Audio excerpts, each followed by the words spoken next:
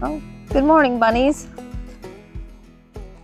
I'm going to go in here and use the morning sunlight to give me a good idea of what's ripe. And this is the best time of day to pick produce. So I guess we'll start with the tomatoes. I can't wait for these tomatoes to come in. These are a little later in the season, although these really try to get done before frost because I believe these are a Russian tomato. And they will be purple, kind of a purplish burgundy when they're ready. And so you can see that the shoulders on them are very green. They have kind of stripes. And those will never be completely red when they're ready. So again, just knowing your variety is the best way. I don't have yellow tomatoes, but they're usually one of the easiest because they're either green or yellow. There's really not a whole lot of variety. With regard to tomatoes, I just wanted to mention again that green on a tomato in itself is not an indication of whether it's ripe. I believe this variety, I can't tell for sure, but the orange color, I believe this is a Celebrity. And that's just going to be an orangey red when it's ripe. It still has some green on the shoulders. It's still a little bit hard. So I'm not going to use that one just yet. I'm going to go on to my Mountain Rouge, which I see one down here. This one here is a Mountain Rouge. It's like a completely different shade. It's a pinkish instead of an orangey red. The shoulders on it are a bit green. I could probably pick this tomato and bring it in and it would be flavorful. Again, I'm going to leave it on the vine because it's just a little small and it's still a little firm. But some varieties, especially if you can kind of see they're bicolor, they have like a greener shoulders and then you can see them starting to ripen. It's okay to leave a little green on there. Now we'll stop with the peppers. These are just loaded with bell peppers, and down at the base of the plant is usually where the biggest ones are, probably because they're getting the most water. So there's a nice size. Now this bush is a pizza pepper, and you can see that there are different, wait, what? Oh, yes. I forget that when we planted these, there's one. That's a pizza pepper. This is when they're at a really good flavor. See, they're starting to turn red, a little bit of brown, and these are marvelous on pizza. They have a very slight heat, and they are also good green. There's a lot of green ones still on here. You can tell by their elongated shape. And then somebody looks like they planted a chocolate beauty pepper over here. These are, as you can see, they're shaped like a bell pepper. And when they begin to get ripened late in the season, they turn this beautiful chocolate brown. And so there's a lot of colors in peppers, and they all start out as green peppers though. Okay, now this is where it gets fun to find a really ripe honeydew because they can be so hard. They're a lot firmer than a cantaloupe. And you want to find them till they're pretty much gold and white all over.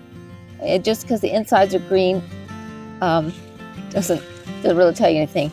One good way that I look is I look around the stem here, and you see like there's a little yellow ring right around the stem, which you usually will not see that on a honeydew that's too green. And then this is another way you could tell where this is where it's been lying on the ground.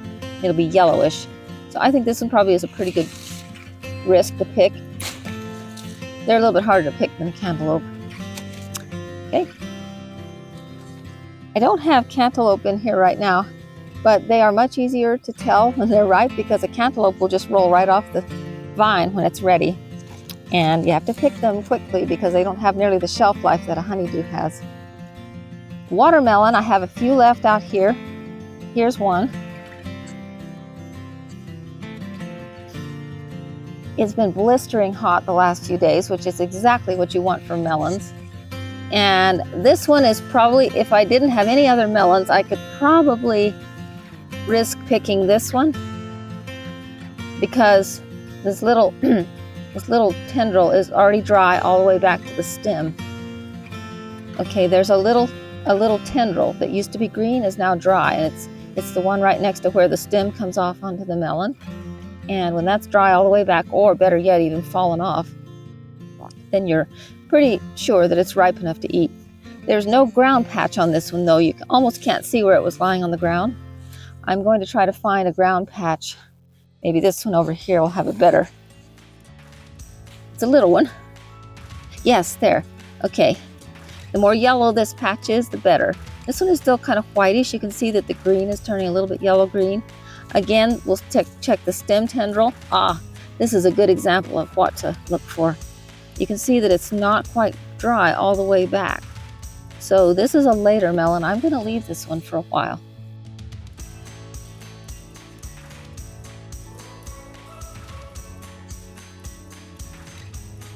Growing beans is always so rewarding because the more you pick them, the more they grow. And so I'm picking wax beans right now. This is beautiful. They're so straight. I love them when they're like this. Sometimes they curl up when they're too close to the ground. But this variety is really beautiful. This one it's hard to tell when a yellow bean, because it starts out like a green bean. And this one is starting to turn from green to yellow. So you have to know your variety to know what to look for. This one got a little bit on there too long and it got curled up. And I'm going to break this open and see if this one might be going past the date. No, actually, that's beautiful. It's kind of transparent inside and juicy. So anything like that, level of maturity is probably fine. I think these beans are coming on so fresh, it's a little hard to actually find one that's over mature. Let me look down here and see real quick. There's a lot of them in there, which I need to take the time. There's one that has the bean seeds developing in it. That's sometimes another way to tell. Well, I'm amazed. These are getting so much water. This is not really overripe too, but I like to pick them a little bit before this because as you can see, the bumps are starting to mean that the bean seed's developing. And I don't know, people sometimes like them that way, but it just depends on how you like your beans. I'm gonna go over here to this variety. These are my Romano beans. They're amazing. They're so productive.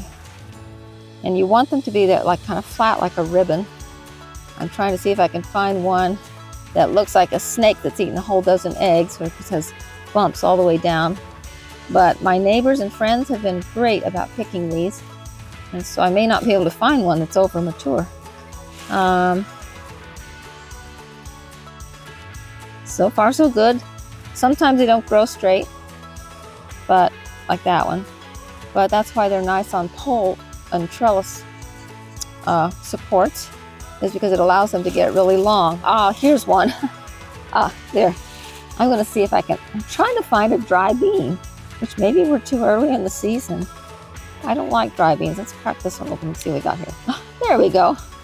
You can see how the inside's hollow. See how the bean seed just slipped right out? And you know, if you wanted to save these for dried beans, that's the direction you want to go. If you want to can or cook them fresh, so I usually like to harvest them when they're more, let me see. Okay, there's one that's more flat. Let's open this and see how. Oops, nope, that one is, see that kind of a styrofoam look in there? Somebody skipped a few, it looks like. So usually those are for my chickens. I am still looking for a more representative bean for what you really want to look for when you're harvesting. Let's look at this. There. Okay, you can see that the inside is still transparent. The bean is visible, but it's not real thick. And this will give you a really juicy, tender, meaty green bean. And these are just delicious. The flavor is just amazing. I'm surprised they don't sell these Romano beans in the grocery store, but people just aren't familiar with that shape, I guess. Okay, and now we come to our sweet corn. And this has been a bit of a challenge this year. It'll look ripe, but I don't think any of it's really overripe. You can usually tell the ear will be really fat down at the base, of course, but then you have to feel it around the edge, around closer to the point, to feel if there's any like creases and wrinkles left in it. That one seems to be pretty filled out, and you can see the silk is dry all the way down to where it joins the leaves here. Compare it to this one. The silk here is still see how the green is still a little bit yellowish green near the leaves. It could stand to dry out a little more. I'm not going to pick that one. But this one I think is probably a pretty good risk.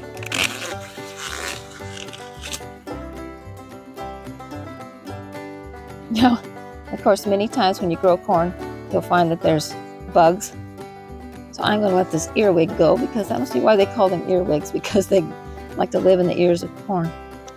Ah, get out of there. Go find something else.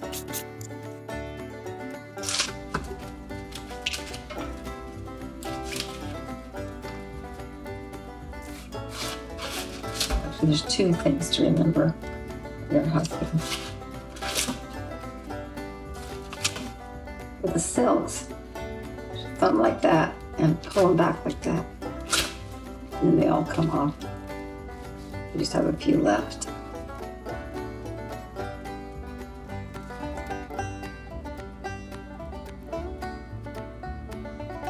Okay. And of course,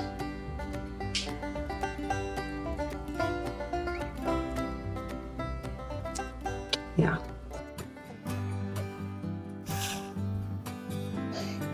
It is so hard to stay ahead of broccoli right now. I don't have a scissors with me, but what I would do is I would trim off. This is actually a good example, because you can see that this head is starting to flower. And when they go to bolt like this and start to produce flowers and seeds, they get a stronger, hotter flavor. So you don't want to eat that. The good part is, if you can stay ahead of this and trim these back to the back of the stalk here, the plant will continue to produce heads, and they will start to look more like this one here. And that one's one that's actually good to harvest and eat, or these, because they have tight heads and there's no flowers. And with the weather being like close to 100 degrees the last few days, this is not good broccoli weather. I honestly probably wouldn't eat much of this at all right now. What we're waiting for is until it drops more like to the 70s and 80s, get a little bit of rain, and these plants will just start to sprout out with these little side shoots. See, now this one here is a good example. I've already harvested the main head there where you can see that woody place. But if you do that, all around where the main head was is emerging these beautiful little side shoots, and you can just keep harvesting those until frost. A cucumber is pretty obvious when it's ripe. A cucumber is green. I mean, it stays green. So you just basically have to decide what size you want. This is probably about as big as it needs to get. For some reason, the end is a little bit tapered, probably just maybe the heat is slowing it down. Again, it's been awfully hot. This is a wonderful variety for, I'm not going to pick that one yet. This is a wonderful variety to withstand hot weather. This is a lime crisp, and a lot of times they become bitter in hot weather. But honestly, even though we've had a really hot spell, these have remained nice, and they also don't have really big seeds. And that's a really favorite variety of mine. Now I'm on the most popular summer crop with a lot of people, and that's our zucchini. And as this morning would have it, I've got one that's perfect for harvesting right now. I'm not going to pick it right now though, because I need a scissors, because a lot of times it'll break the squash if I try to just pick it. The lady who works here with me, she likes them about that size because they're just really tiny. The seeds are small, and that's how she likes to cook them. You can let zucchini grow to the size of, I don't know, a troll's club if you want to, but I just wanted to show as an example. This is one that's been standing for a while, and you can see the rind on it is a lot more dull, more of a dark green. And if you leave them on the vine for quite a while, they'll start to look like this. Of course, they'll be a lot bigger. And those are probably past the date, because a summer squash and a winter squash, they're really just a squash. And the only thing with summer squash is that the rinds are thin, but if you let them grow to maturity, they will become hard like a winter squash. So it just depends on what you want from the plant. These little squash here, some people like them really small. The yellow crookneck. And I'm probably going to leave that a little bit longer. But again, you don't want those to be a dark orange, because that'll mean that the rind is tough and the seeds are big. And it's kind of up to you. If you like that, that's okay. You can use them in other recipes. A lot of times with summer squash, people like to just keep them picked because then the strength of the plant goes into producing squash over and over instead of just one great big squash. And they're usually better eating that way too. But you really have to stay ahead of summer squash, or in 1 or 2 days they will just grow to these giant sizes, and then you have to plan for how to use that. And zucchini bread, of course, as I've said earlier, is a great way to use that. Thank you for joining us on this morning tour of the garden, where it looks like we actually made it right before sunrise.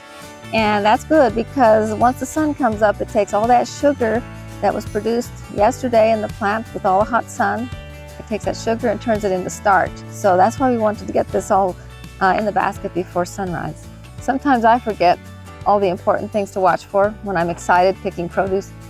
And if you'd like to have your own copy of this cheat sheet like I'm using, just go to our website at rockwallgarden.com. You can enter your email address. It'll give you a link there where you can enter the address, and then you'll have a way to print out your own copy. And if you haven't already, please subscribe to our YouTube channel, and please share this with your friends.